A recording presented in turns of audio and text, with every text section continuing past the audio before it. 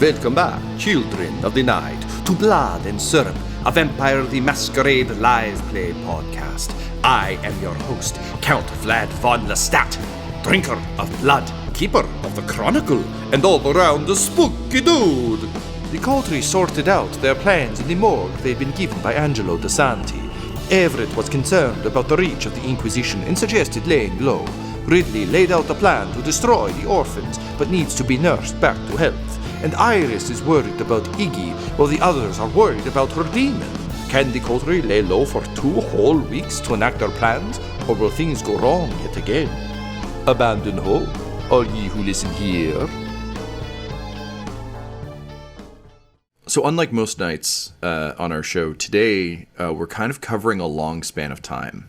If you'll recall, we've got kind of a 2-week recovery spell as the lockdown on Montreal is slowly eased, as investigations into the siege of the city are carried out, but also as our boy Ridley grows his skin back and such. A pretty vital piece of the puzzle here, after being grievously injured with all of the fucking Inquisition and et al.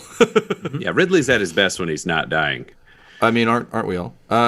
So this is going to be structurally a little bit different from what we would normally do, but we're still going to try and treat it similarly, if that makes sense. So it's 2 weeks, but I don't want to go through like, okay, so I've got 14 days, so here's everything I do. We're really just looking for the highlights, and I've already got some down that we're going to do.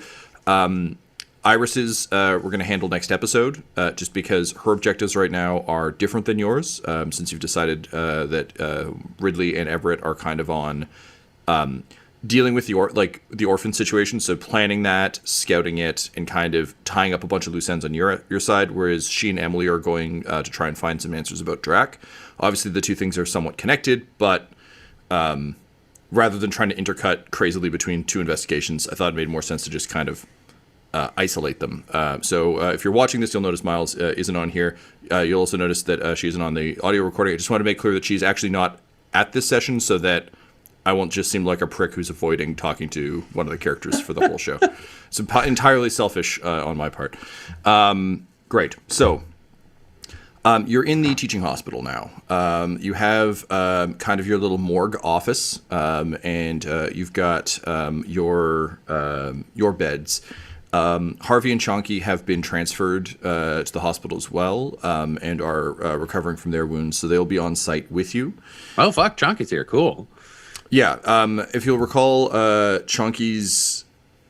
unless I'm entirely mistaken, the rest of the Bear Boys fucked off, but Chonky was still with you, or did he go with them? Chonky and the Bear Boys went to war with the cops, and then we're going to disappear. Right. Okay. I'm sorry. I thought Chunky came with you. So no, Chunky isn't here. We'll deal with that in a few minutes.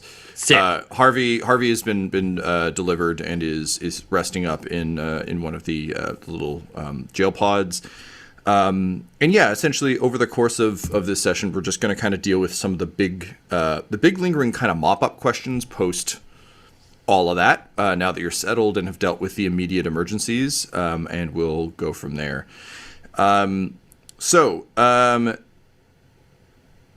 First and foremost, is there anything the two of you would like to kind of sort out immediately?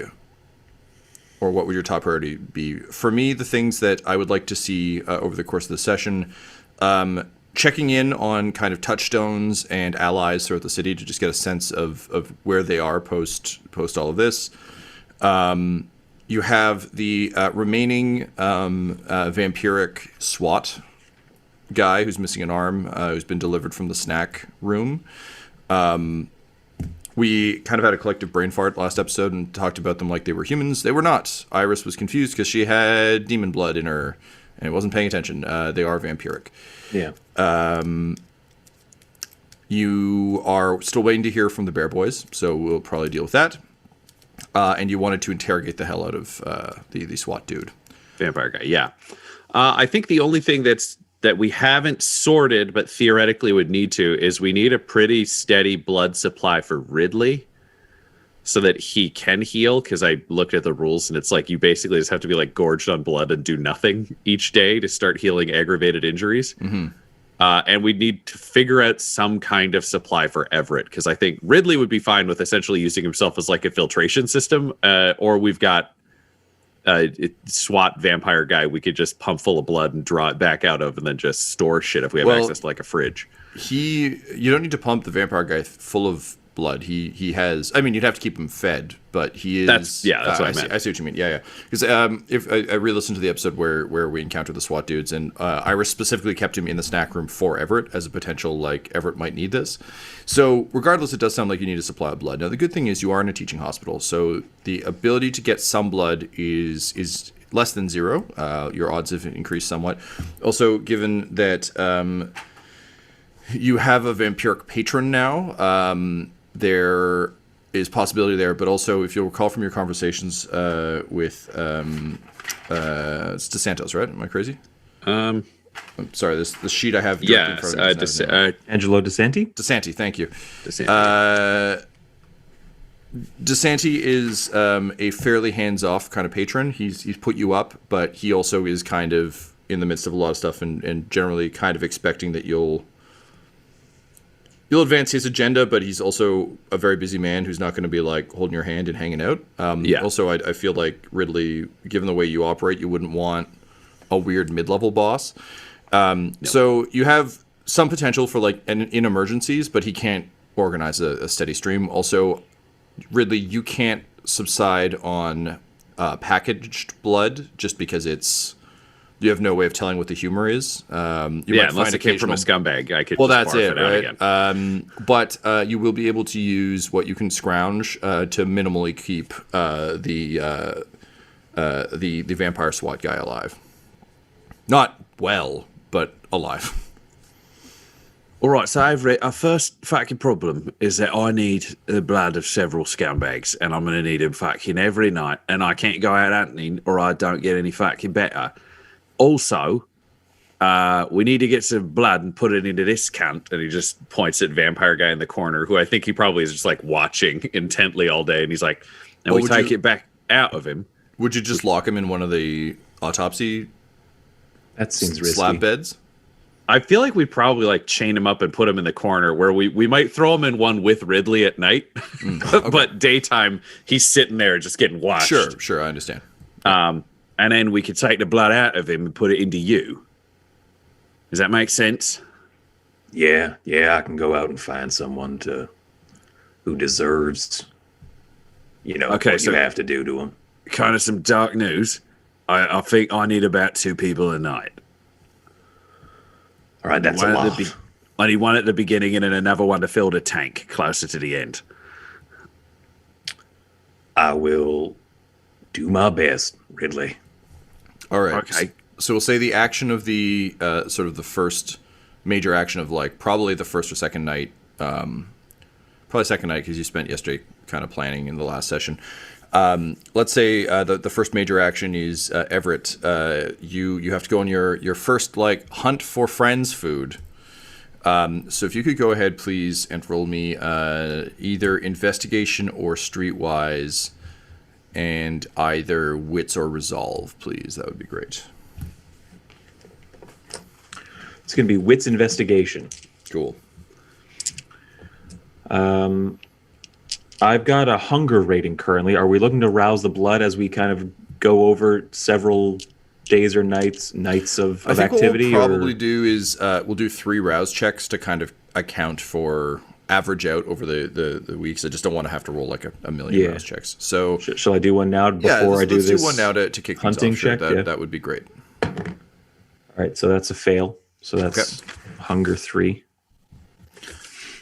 I will say though, Tyler, that after Emily delivers the SWAT guy and picks up Iris to go A, apartment hunting, and B, go sell for Iggy, he's still in good, like he's a bit rough, but it's really only been like a day or 2. So you can definitely have a drink off this guy. Enough tonight. to take my hunger level down back to 2? Yeah. So right. it'll ultimately neutralize it, but nevertheless, again, he's not in great shape. He lost a lot of blood when his arm got ripped off, but sure. Emily was purposefully saving him like you would, a half-finished meal that will be equally delicious tomorrow. So given her level of skill and Now, particularly that she's got extra gruesome superpowers. Yeah, she's on side for that.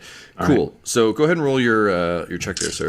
Oh, it's so nice to not have to add a bunch of different wacky dice to this. I feel like we've been playing so much Genesis lately. I'm like, oh, add a setback. Maybe take a boost. Oh, and I'm sorry, Tyler, before you give me the result on that, Ryan, you can assist on this if you'd like. Yeah, I feel like Ridley would give advice probably in terms of like where he thinks Everett could set up like a consistent place to find victims. So it's not just like Everett spending every night stalking the streets looking for lone scumbags. What do you want me to roll to assist, Tom? Definitely streetwise, and I think intelligence. Because this is just you remembering where you think these things would be, and also having to convey it in a way that Everett could understand, and also in a way that he would find ethically okay enough to like absorb, which I honestly think would take Ridley twice as long. Normally be like, just go to the fucking street corner, eat a guy, and Yeah, like, 4 no. successes on 4 dice. Okay, great. So Tyler, you can add +2 to your result. So 2 more successes. You have two base successes plus whatever you rolled. Does any of that matter if I rolled a messy success? Nope. No. Okay. 1 on a hunger die, like a 10 on a hunger die, and a 10 on a regular die. So Messy Bing, bang, boom. successy! Hey! One day I'm gonna have balloons installed, or like blood. It'll just dump blood on me, like I'm fucking going to prom in Balloons, Cary. It'll dump it on Tyler. Like you'll set it up in his place. It'll be like change. It'll be just like- Nickelodeon. Yeah, it'll be just like it is now when everyone shouts "messy successy" and nothing changes here on my face except just blood all Yeah, over me. it'll be like a 1990s like YTV or Nickelodeon game show. I'm gonna get slimed. Yeah. Yeah, it's gonna be great. It's Patreon money well spent, says I. Okay, shit, man, that is wild. Okay, okay, yeah, I all right, I got you. So, in total, Tyler, you just had the 2 successes. Is that correct? If you're looking for a total of successes, I had 1, 2, 3, 4, 5, 6, 7. 2 of those were crits. Oh my god! Plus, And I the had 2 from another Ryan, 4. so I had 9. 11 total. Gotta stop letting you roll investigation, dude. I mean, Well, that doesn't I'm help a him roll the monster ball, anyway. yes.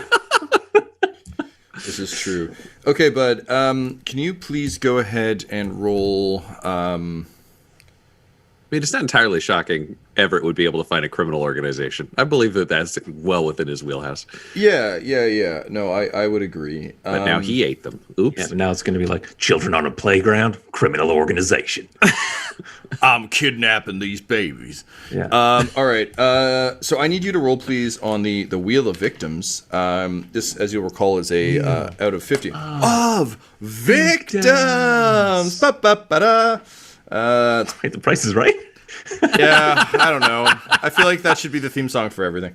Yeah, it's like Plinko, that yodeling one, and then a wheel of victims, where Drew Carey's just like, this guy, you can eat. Womp, womp, womp, womp. Blood. Yeah. That's very funny. Okay, so Tyler, what kind of dice do you have there, my dude? I've got them all. Okay. Got the whole set. So if you could please roll a D100, and then we're going to divide by 2. And with that many successes, I'm going to say if you could do this 4 times, please. We're dividing each result by 2. You can just give me the 100 score. I'll do the division on my end. Okay. So the first roll is a 15, Dean? 45, 98, 34, and it was 4 total rolls? I'm sorry, 5. 5. 65. Okay, interesting. So, Thank you for doing the dividing on that, because that would have taken me a lot longer to get those results to you. oh, no worries, dude. No worries. It's much easier to just be on the receiving end and not worrying about anything else. It makes it much faster. Okay, one moment as I just look through the wheel of victims to figure out who exactly is getting the shit end of the stick tonight. Oh, interesting. got some interesting ones today.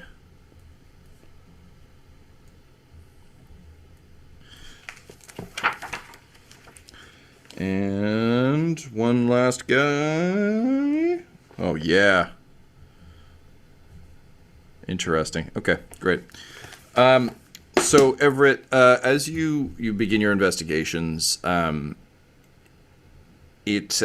is, of course, that kind of sickening feeling you have that you're doing this. Like, this is an objectionable thing to you, of course, to be out hunting for humans, but also over the past few days, and with the siege of the city, like, and not everything that happened at Elysium and Sorcha and all that, you've had your moral framework rattled pretty hard, and I think at this point there's that sort of niggling concern about the ethics of this, but also you're just so tired and kind of you've been run through the ringer, and regardless of the ethics of what you're doing, your friend will die if you don't do this. And I know you don't have like the closest relationship with Ridley, but at this point there's enough question marks floating around that the three of you desperately need each other, because like basically if you don't want to meet the sun and take your true death, you kind of need Iris and Ridley for the foreseeable. But the good news is you are able to click back into old habits. It's a little bit like losing yourself in your work. You're actually able to embrace investigation again for a while. And with Ridley's recommendation for kind of sketchy places to keep an eye out for, you find a few interesting folks. So, and we'll say that this happens over a couple days. So you're actually investigating over a couple days. Ridley, you've kind of, I think, committed to just having to wait. So it's a hard couple days for you. But we can talk about what you're kind of doing over that. But eventually, Everett, you feel relatively confident that you have found some potential scumbags. So there's a burglar who is making the most of the disaster that has befallen Montreal, and is basically like looting apartments with relative ease, just because people have fled. The entire city is kind of under martial law at this point, but during it's too big for everyone to be like off the streets at night. Plus the recovery efforts are so big. So there's a lot more police presence, but there's also just a lot of chaos as the city begins to rebuild and sort of sort through the wreckage. So got a burglar.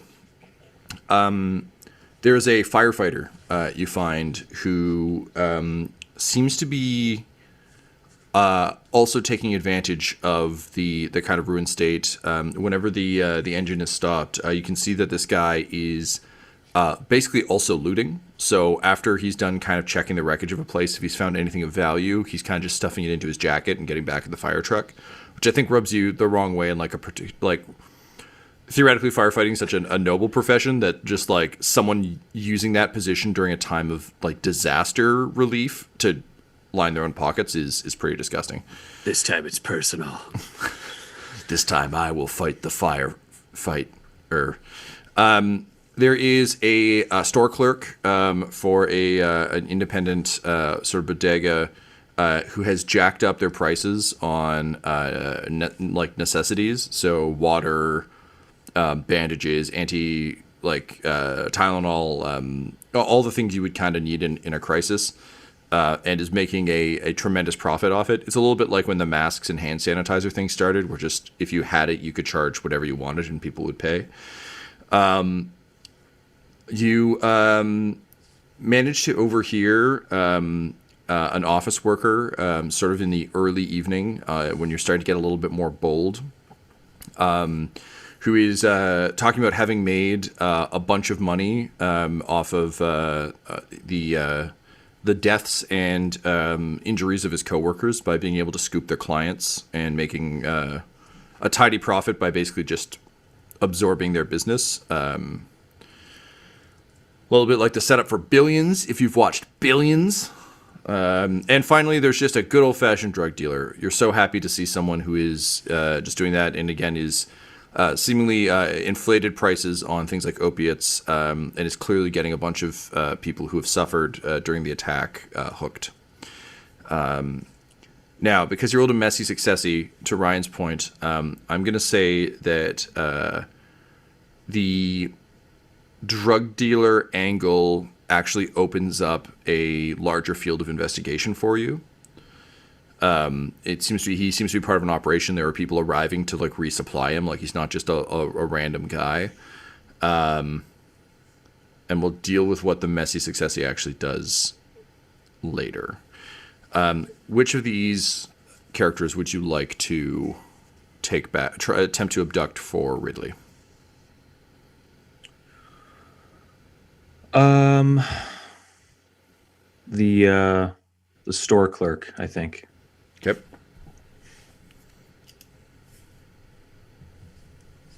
So you arrive, having observed this for a while. You arrive at the bodega to see a mother kind of with like babe in arms, crying, saying like, "Please, without formula, all the other stores have been picked over. You're the only one who has any. Like, please have a heart. I can't possibly pay that." And the clerk, who is just like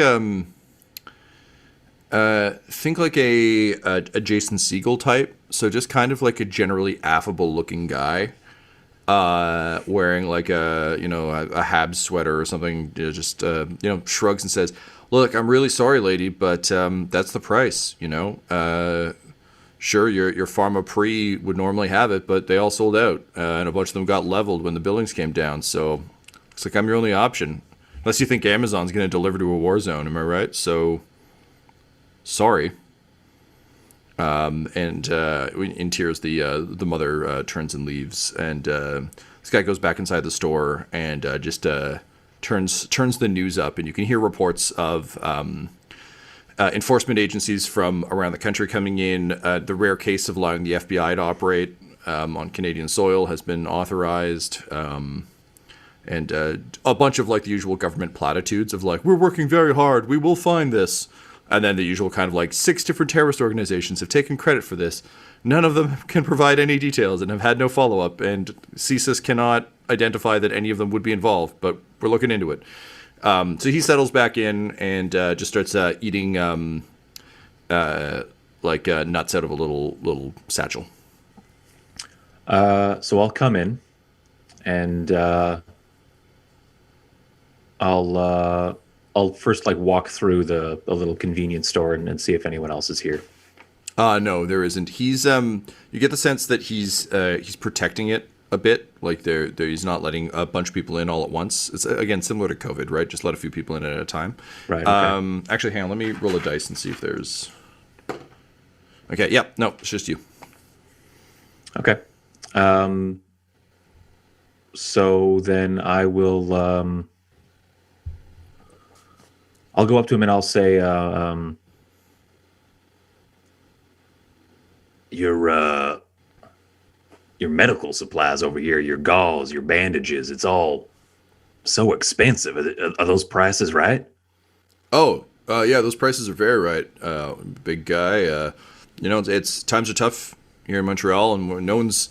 Look, between you and me, obviously more stuff's going to come back in, and as the Pharma Pre's open up again, get restocked, fine. But till then, a guy like me can make a pretty tidy profit. So, listen, you need some gauze, some bandages. They're all no-name brand, but, they'll do the job. Well, that's unacceptable. That's awful. That's capitalism, baby. I want to speak to your manager. I own the place, asshole. Why don't you get out of the store? You're the only one here? Yeah. All right, you know what? I will go. And I walk to the door and I stop. And I flip the open sign to closed, and I lock the door from the inside because it doesn't need a key from the inside. It's just a little turn latch. Yep. You get hit in the back by the roar of a shotgun and are thrown forward into the glass. Your face goes through the window. You're going to take 2 points of superficial damage. I've run out of superficial, so this is now aggravated then? Yes, I think that'll translate to 1 point of aggravated. Okay. And it's, again, like, I think, I kind of like to imagine this as Sideshow Bob stepping on a rake level of pain. Like, you're still so rough that it's like you can feel the pellets dig into your back and like into your core, but it's just kind of that like you've had worse over the past few days. And Tom, quick question from a visual perspective: does Everett still have the bullet hole in his forehead? I would. I would imagine you'd be wearing like a hat low over your... Yeah. So my follow-up question is, does the shotgun blast take the hat off? Because that's just like a good turnaround vampire reveal. Yeah, 100%. I think your face goes through the glass, the hat falls off. You turn around with like shards of glass in your face. What do you do? Oh, I turn around, I'm standing up. Okay. Yeah, it's literally like you turn the lock, the force of the blast hit you, and you stumbled forward into the glass. And now you're turning around. Or not. It depends. You can also leave. No, I mean, he shot me in the back. Okay, I'm a full monster now. I'll kill him here, and I'll bring his corpse back if he's going to fight like this. Yeah, sounds good. So describe what you do. I shoot him in the face. So in your mind, you spin around. You see his eyes go wide. You reach for your gun. But it's weird because like you have this perfect image of like reaching for your gun, leveling it, and pulling the trigger, and then suddenly you're wet, which seems strange. And as you blink a couple times, you realize that your mind was drawing a gun, but the beast had other plans. So due to your messy successy, you have torn this man apart. You've leapt over the counter. You're the beast within, essentially carrying out the will of shooting a man in the head with its own kind of means. So as you kind of come to out of this fog of what you've been imagining, you just see an employee of the month wall, just of small portraits behind the counter, splattered with blood, and it's his name. It's like Andrew Packhurst every single time. Employee of the month wall? He does. Look, it's a lonely job. And as you kind of see the blood splattered over that, you look down at Andrew Parkhurst and realize that you have like filleted and gutted him, essentially. He is very dead. Good news is you just got yourself a shotgun. Unfortunately, there's not a whole lot to bring back to eat. You can maybe bring back a limb, but won't be the good fresh stuff. I'll go over to the kitchen essentials kind of section of this little convenience store, grab a little box of those like garbage bags, just rip a garbage bag out, and I'll actually pick up as many chunks as I can. Just stoop down, kind of groaning like dad doing a chore style, just like, yeah, all right. And just like scooping bits of jerk into a bag. Meanwhile, Ridley, your one of your burner phones has received some emoticons. You see a picture of a car and a picture of a fox and an address. I'll call the number back because that's really all he does. I know I had one. Oh yeah, because I would have had a central burner, which would be the one chunk he could reach me on. So this does make sense. So you pick up the phone and you hear you dial the number and you hear well, hi, you've reached Rupert St. John Smythe. How can I help you? You texted me. Oh, hey boss, it's me. Chunky. Oh, that's a good fucking cover name and voice. All right, what's up, Chunks? Oh, good. I'm glad you're all right, boss. Listen, so it took us a little time to shake the. And we'll argue like I'm cutting away to this now. This probably happened over a span of days, and the same way Tyler's things happened over a span of days, and then we'll resync when he comes back with the blood bag. It was like so after a few of us got dinged by the cops pretty good, so we had to lay low for a bit, but we've come up with a pretty good cover. Listen, you let us know where you need us. We're still a little bit thrown to the wind and getting our shit together, but we've got at least two Lexuses worth of guys. We gotta warn you, boss, we look a little bit different. We figured people will be looking out for a big bunch of burly biker dudes. So we embraced the other image we thought we could get away with. As you know, a lot of the boys have pretty epic facial hair, and we've all got dad bod physiques to die for. So we're going by the Silver Foxes now. We're dressed like a bunch of upper middle class assholes and just driving around in nice cars. But we're ready. We're ready to get back to work, boss. Whenever you need us. All right, well, I'm glad to hear you're okay. So, I like the rebranding. I think is fucking clever. Up next, spoiler alert, we're going to fuck up the orphans. That's our old goal. I'm going to do research now. We'll probably take off a few weeks because I've been burnt as shit and got to get put back together.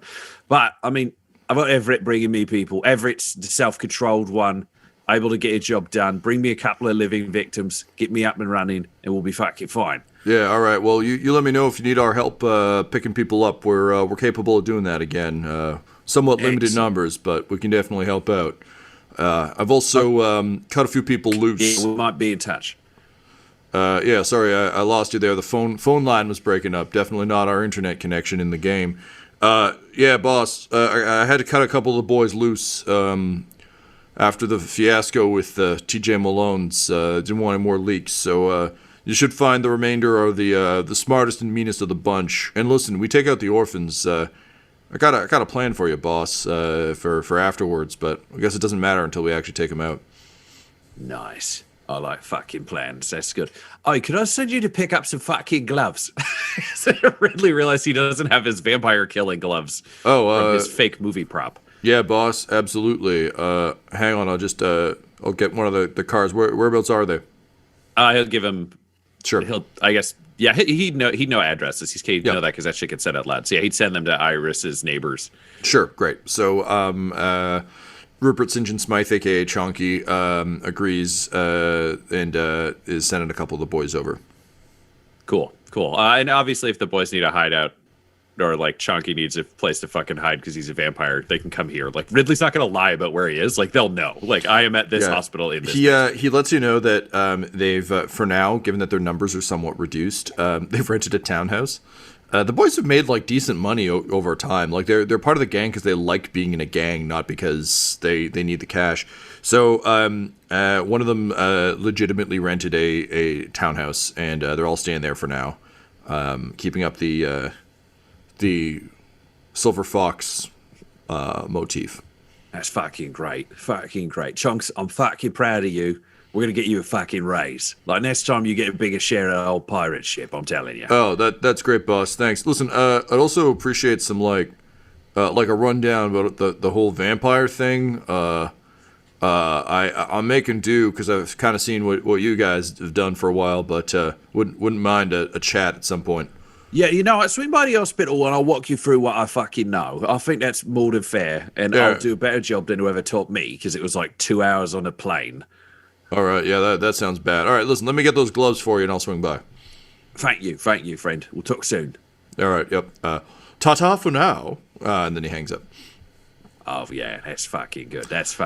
He's fucking good, isn't he? He just says to the vampire tied up in the corner. And then he looks at him and goes, I'm going to call you leftovers. Everett, you return with the sack of the sack of store clerk. Just what the drop fuck garbage happened to bag you? in front of you.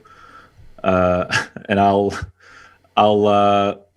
we're in a school, but it's like a hospital school. It's right? like the morgue part of us. Yeah. Yeah, so like if you think about it this way, there's sort of the training hospital piece that obviously has function as a hospital as well. But yeah, the morgue downstairs gets a lot less traffic than, you know, a city morgue would, because it's mostly cadavers for teaching, not for just general examination. So the foot traffic is light enough that you could easily slip in. The whole point of picking the university, if you recall, is that there's enough foot traffic constantly that it's a lot easier to just kind of get away with this shit. I'm gonna grab those like long pincers off of one of the tables in one of their like metal dishes, and I'm basically gonna drop the sack of shit in front of you, because you're hanging out in the lounge, right? Yeah, I think he'd be like laying across an uncomfortable couch. Those uncomfortable couches. Yeah. I'll drop that in front of you, and I will basically walk to the other end of the lounge and open the door to like the staff like washroom, and I'll turn around to face you through the doorway to like talk to you, but I'm also looking over my shoulder in the mirror and like picking buckshot out of my like shoulder behind me. And I'll say, I was shot. Well, how did you get shot? I turned my back on a store clerk. Well, what the fuck's in the bag? The store clerk. I'm not going to fucking eat it. You realize we can only drink from people who are alive, right? Like, they have to be fucking alive. This is just a bag of shit. All right. Give me about 20 minutes here and I'll make another stop. Well, did you... You normally lecture me about how stupid my fucking team is. Did you clean up the mess? Did you burn the place down? I honestly don't even remember how I got here. Okay, do you know where the store was? Yeah, I could get back there. Okay, just a second. This goes right back to the phone. He's like, Chunky, you know that whole thing about you guys laying low? I got a job. Talk to Everett, go to this and make it fucking go away. Says, yep, sure thing, boss. I'll get someone to buy the real estate. We'll flip the building. We'll call in a crime, see if we can get the cops cleaned up, and then, I don't know, turn it into a froyo shop or something innocuous, maybe an A&W. That sounds great. If there's any body parts or anything you need to make disappear, use our construction contacts so we can just bake it into the fucking foundation somewhere. Yeah, sure thing, boss. Yeah, we'll get right on that for you. Okay, cool. Also, I've got half a body in a fucking bag at the hospital, so I'll give that to you when you drop off the gloves. Yeah, sure, boss. There should be an incinerator on site, though, shouldn't there? Oh, yeah. We'll just fucking do that. I've never had an hospital before. You know, this is more about me than it is about you. Thanks, Chunky. We'll talk soon. And he hangs up and he's like, gotta hit a fucking incinerator. Okay. Yeah, you can incinerate this, Everett, and then you can go get the... But also, you might need more blood for you, because I'm thinking you're starting to approach as fucked up as I am.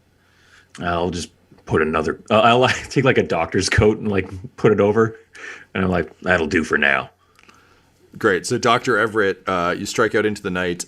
Who is your secondary target? Of the people that I scouted first? You've got the burglar, the firefighter, the office drone, and the drug dealer. The office drone won't have a shotgun, so I'll go to them. All right. So, this being now kind of like late into the evening, you find them at a fancy bar that is still open despite the chaos that's befallen Montreal.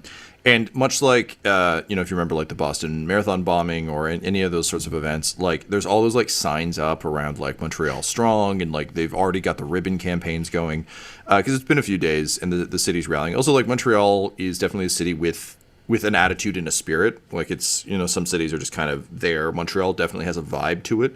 So Montreal is like pulling real hard to kind of recover, and you get the sense that there's like signs up being like $1 from every cocktail goes to rebuilding Montreal and to the relief fund. I think you're immediately struck by the fact that this is a bunch of rich assholes who could just be spending their money on the relief fund rather than drinking cocktails and being like, I'm doing a good thing by being here. But it's not your bar. You arrive and it's you find that it's it's like a weird. It's like one of those upscale genre bars. I don't know if you've ever encountered one of these. There was one in Toronto for a bit that was like a Harry Potter themed bar, but it was also like an incredibly expensive hipster bar. Like it didn't feel like, oh, cool, like I'm in Harry Potter. It was like, oh man, I'm going to pay a lot of money for like Accio cocktail. Yeah. So it's that kind of vibes. You walk in and it is a fantasy themed, it was clearly trying to cash in on Game of Thrones. So it's like a fantasy themed bar. But if someone who kind of hates fantasy made it. There's two bartenders working as you kind of like make your way in, and you see your Mark sitting at the bar, kind of talking up a couple of ladies who are clearly just kind of trying to enjoy their night, and he's just like, Dungeon Dragon, my dudes, get these ladies more drinks. Hey, ladies, they're on me. You made a bunch of money recently. It's pretty good. Hey, boys, one for me too, huh? One for me. I'll.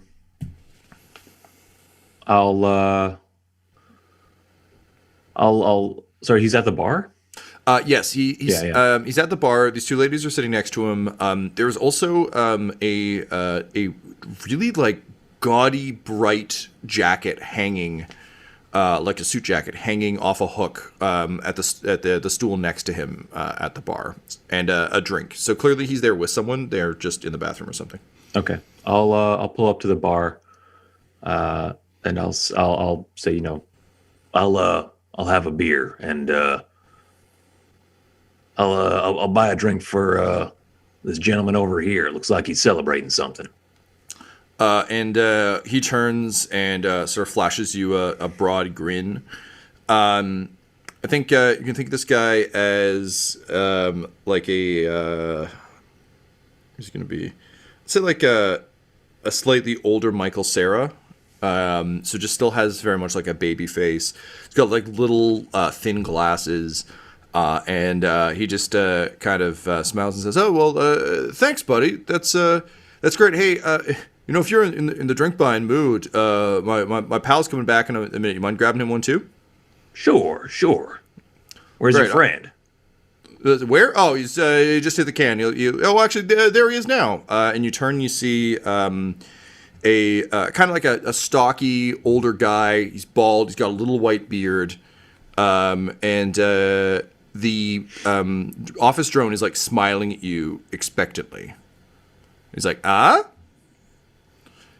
I already agreed. So yeah, I'm fine to get. Well, I think he's looking to you as though you're going to be like really impressed with who he's here with, but you don't recognize the guy. His stocky friend, yeah, no. You don't watch hockey, but a moment later, Don Cherry pulls up a stool and says, "Oh, hey there, this guy's buying drinks. That's pretty good. That's a good thing that's going on here. Yep, it's good. All right. Well, I'll have one, and you got one for my buddy Marcus here. He's my nephew." Okay. Marcus is the one. I was gonna say I know Everett's rules, but fucking eat him. Just fucking eat him right now in the bar. Vampires are real, and I'll just. Listen, I don't know about Don. Sir, we're out of time, Don. Vampires are real. I couldn't drink Don with those the jowls. No, with the way he wears those shirts like up to his chin. Yeah, with the he collar. knows vampires are real. I couldn't get in there. Yeah. But I want to make sure that I'm clear on this. The office worker that I identified earlier as my target is his nephew here, right? That's correct. And I don't know Don Cherry from Adam, so he's just some eccentric old man in a weird jacket. Yeah, I think Everett, you've been around enough. Like, I also think even this was probably true when you were down south as well. Like, you just don't watch a lot of stuff. Like, you're not that guy. So you, I think, are well acquainted with this is probably someone I should know, and probably know enough to roll with it. But also, you don't know. You can just kind of guess at like, celebrity of some sort. And yet they're both at the bar. That said, if you did need more information on Don Cherry, you could text Dedrick, because he would definitely be the one to like give you the rundown on who goes to what bars. Okay. So if he's looking to me like, I guess I'll pick up on me like, oh wow, look who it is. And he says, "Oh no, please, I'm just a regular guy like you, and you already bought a beer, so you're all right in my books. Here, take a seat, join us at the bar. We're celebrating Marcus here. Made a bunch of money. Made a bunch of money today, and he's a good local boy, local Canadian boy, and he made good." And he like slaps Marcus on the back, and Marcus like bounces off the bar. Like he's a skinny little guy. But he kind of sits up and gives the thumbs up. Like he's real proud of himself. He is clearly an idiot. Great. I'll say, wow, I am just starstruck. If I can be honest here. Would you mind if I took a picture of us together? Always happy to help out a fan. And he just kind of like shoves Marcus out of the way, and he says, "All right, I'll give you a thumbs up. Go Bruins." That's great. And I'll take a selfie with him, and I'll text it to Dedrick and be like, "Who is this? And can Ridley eat him?" you engage in awkward small talk. Mostly Marcus like ranting about how good he is, and Don kind of ranting about the stuff Don rants about. It's kind of an incoherent circle of just like vaguely xenophobic comments and then just like weird hockey anecdotes. You care for neither. Dederick messages you back kind of like a bunch of like surprised and excited emojis. And says, hey, Everett, it's obviously in text, but you can hear it in his voice. It's so great to hear from you. He's pretty high profile, both hated and loved. So I'm sure Ridley could, but it's probably going to draw a bunch of attention. And if I understand correctly from everything you guys said at Elysium, you're trying to lay low. So maybe don't kill a major scandal-ridden Canadian celebrity? Question mark? Or do. I don't know. Also, is that bar terrible? I heard it's terrible. Let me know. And then he has XOXO, and he sends another one being like, sorry about the XOXO. I don't know. I'm sorry. It just felt natural. We're not there yet. I'm sorry. Okay, bye. I'll text back, we're vampires. All bars are terrible. Is his nephew important? And he just types back, he has a nephew? Great. Are we still riding on my messy success, or no? Your messy success was handled by your murder. Okay. Because as written, the messy successy, which of course is how it's also labeled in the book, is generally meant to just be like a bigger, more bombastic version of the action you're trying to do. So in trying to shoot him, the beast just took over and ripped him up rather than letting you shoot him. But that was it. That solved for messy successy. Okay. So then I will spend the night at this bar paying for their drinks, getting them good and wasted. Okay. Until they are fall down drunk. And then I will offer to, help. You said his name. I don't remember his name. Marcus. I will offer to help Marcus. Alexander. I'll offer to help Marcus catch a cab. That's great. Yeah, by this point, Dawn has taken photos with a bunch of other people and is just like generally ignoring what you guys are doing. So he just goes, "Oh yeah, that's great. You take him back. He's my fifth favorite nephew. Okay, all right, great." And then he trips over a bar stool and smashes his head off a table. He's fine, but it hurts like a bitch. Right. He falls down and farts. Got it. Yeah, exactly. He has a fart attack. His pants fall down. It turns out his underwear equally ridiculous to the suits. And bow tie. Yeah, just as you leave, you hear him muttering into himself. He's like, yeah, Ron. Hey, I know we don't work together anymore. Can you come pick me up? You always take care of me, Ron. Ron? Oh, I must have lost signal. I'm so desperately alone. And then you leave the bar, and Marcus is like, this is really nice of you, man. You're really nice. So listen, like, do you need like insider stock tips or something? Why are you helping me, bud? The cab we get into is a Dinkeldorf cab. And I just like to like a line to like close out the scene before we like arrive at the morgue is just you think I'm nice now? Your uncle's sixth favorite cousin is about to get some fantastic news. This episode of Blood and Syrup features the voices of Ryan LaPlante at the Ryan LaPlante on Twitter, Tyler Hewitt at Tyler_Hewitt on Twitter, Megan Miles at Meggie Miles on Twitter, and Storyteller Tom McGee at McGeeTD on Twitter.